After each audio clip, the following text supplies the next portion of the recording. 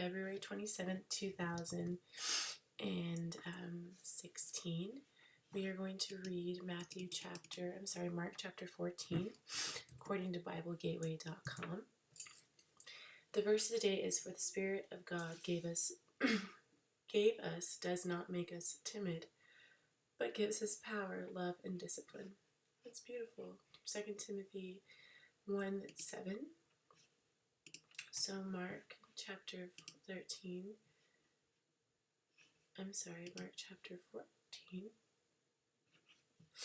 We read the last chapter, and so Jesus predicts Peter's denial.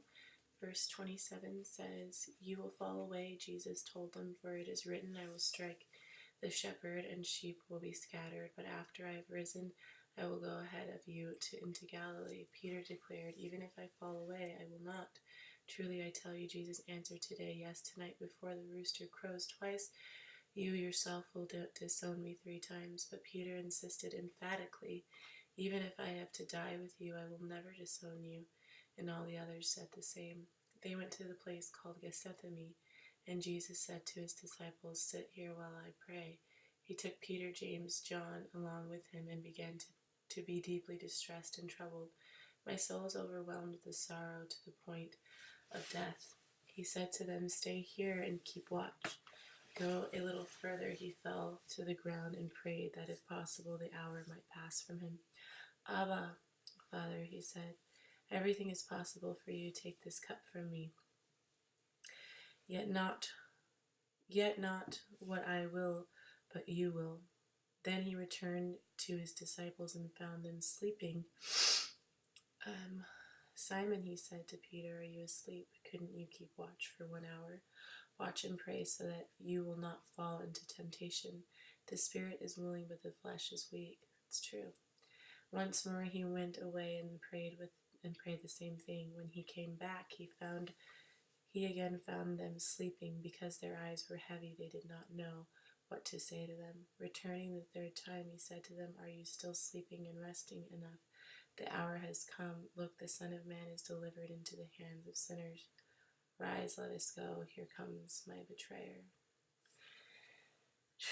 Crazy. Okay, so tomorrow we'll read when Jesus is arrested. Okay.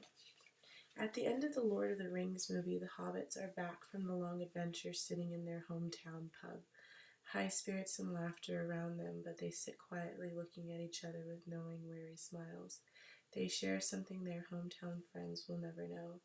They've journeyed long, they've struggled against evil, somehow they've returned victorious. The look they give each other is a knowing look of friendship, the battle-tested bond of joy and pain. Jesus had friends, those who he shared his journey, accepted him, heard his wisdom and encouragement. Not all of them stuck with him when he most needed it, but some did, and he restored most of his friends again. As you journey toward what matters, Jesus will come alongside and ask you to journey with him.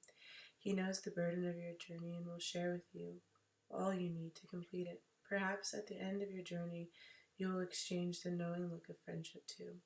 "I have called you friends, for everything I have learned from my Father I have made known to you." John 15:5. If quality relationships matter so much, shouldn't they infuse most areas of your life?